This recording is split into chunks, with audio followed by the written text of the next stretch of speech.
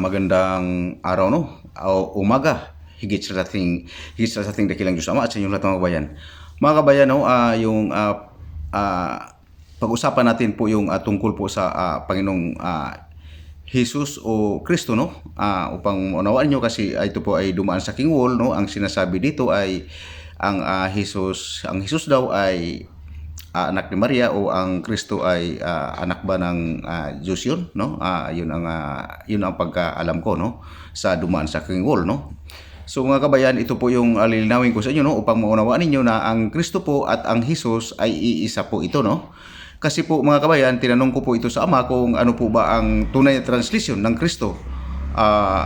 Siya po ba ang Mesiyas? Sanabi ng Ama dito ay hindi po no, siya ang Mesiyas, kundi ang Kristo po ay siya po yung Jesus, yung anak ni Maria no. Yun po ang sinasabi ng ating dakilang Diyos Ama. Ang Mesiyas po, ang translation po dito ay Diyos po no. Ang Mesiyas po, ang translation po talaga nito ay Diyos no. Ayun ang sinasabi ng ating dakilang Diyos Ama kasi po ay naitanong ko po ito sa Ama dahil po doon sa pagdaan po sa inyong sa aking wall no. Nung sinasabi nyo ang Jesus anak ni Maria at ang Kristo ay anak ng Diyos. Yun po ang yun ang nakita ko na dumaan sa aking wall ano. So mga kabayan, nilinaw ko po sa inyo nga ang Kristo po at ang Jesus ay isa po ito no. Anak po ito talaga ng tao no. At ang Mesiyas po ay anak ng Diyos kasi tinatanong ko po nga po talaga ito sa ating dakilang Diyos Ama kung ang Kristo po ba ang translation ay Mesiyas ay hindi po no. Kung hindi po ay Jesus pa rin po ang Kristo. Kung ang Mesiyas po ay Diyos po, ang translation sa Mesiyas po Diyos po talaga ang translation sa Mesiyas no. Upang maunawa natin mga kababayan, upang unawaan niyo po kasi ang pagkaalam niyo po ang Kristo po siya po yung anak ng Diyos, hindi po siya po yung anak ni Maria, siya po rin yung Jesus no. Upang maliwanag po sa mga kabayan. So mga kabayan, dumako naman po tayo dito sa sa Bible no, sa Bible at sa Quran mga kabayan no. Unahin po natin itong mga kabayan, itong sumulat ng Quran no. Ang sumulat ng ang Quran mga kababayan, ang sinasabi ng Ama ay puro sila po mga ang sumulat sa Quran po puros po sila mga propeta po mga kabayan no. Kaya po mga kabayan, ang sinasabi ng Ama dito no, ang 100% po na tama po ang Quran, 100% po talaga ang sinasabi ng Ama na ang Quran po ay nandyan po ang tama po sa lahat ng kuan ng mga propeta no, kasi sila po ang propeta po palang sumulat talaga diyan yung Quran po mga kabayan.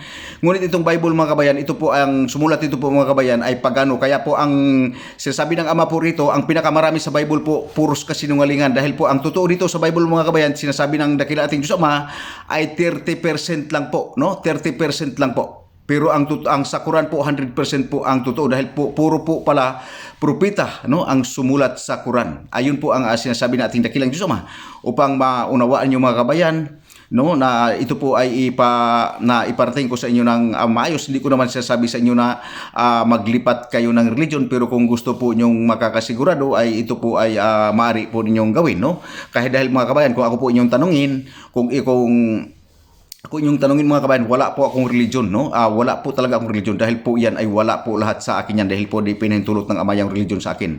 Kasi tinatanong ko sa Ama kung papasok ba ako, saan ako papasok ng religion. Sinabi ng Ama na ang manatili ako sa aking posisyon dahil ang gampanan ko lang daw no, sinabi ng Ama gampanan ko lang yung pinagkaloob niya na karunungan no. Manatili lang ako sa aking posisyon, hindi po na ako kung saan ako pumapasok. Ayun ang sinasabi ng ating dakilang Diyos Ama no. Kasi ang yun nga, tulad ng sinasabi ng mga kabayan na sinasabi ko sa inyo na ang posisyon kung ang binigay ng pinahiram ng ating dakilang Diyos Ama, yun ito po ngayong panggagamot sa buong mundo at ang pagbaklas ng mga lahat ng kasamaan no sa buong universe. At yun po ang aking posisyon. Ayun po ang sinasabi ng dakilang Diyos Ama. Ito po yung nakasalalay po sa akin na posisyon mga kabayan. Kaya nagtanong ako kung ako ba ay lilipat na religion na para makasigurado ako hindi po pinayagan ng dakilang Diyos Ama no. Ako po ay walang religion, malinawin ko po sa inyo, wala po talaga akong religion dahil po di po pinayagan ng Ama no, kung saan akong religion lumipat. Manatili na lang po ako dito sa aking posisyon na ito. Ayun ang sinasabi ng Ama habang ako'y nabubuhay. So mga kababayan, ito po yung masabi ko sa inyo no. wala na po tayong tawag nito, nag-update po ang ama mga kabayan na bumalik po no ang maliligtas no, bumalik po sa kukunti uli ang maliligtas mga kabayan. Ito po ay hindi po siguro, dahil po ito siguro sa hindi niyo na po ginagawa no ang paglapit sa ating ama na tuwing umaga no, tuwing araw-araw no, paglapit sa ating ama, kasi bumaba po ang kuan no, ang maliligtas sa mundong ito. Ayun po ang katotohanan mga kabayan.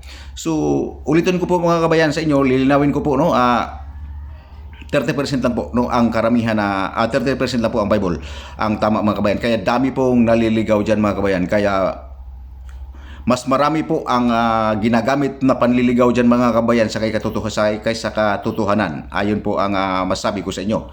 Sa Bible, napakarami po ang panliligaw na ginagamit ngayon kaysa katotohanan. Wala pong gumagamit dyan. Sa 30% na katotohanan mga kabayan, wala pong gumagamit dyan. Ayon ang po ang masabi ko sa inyo.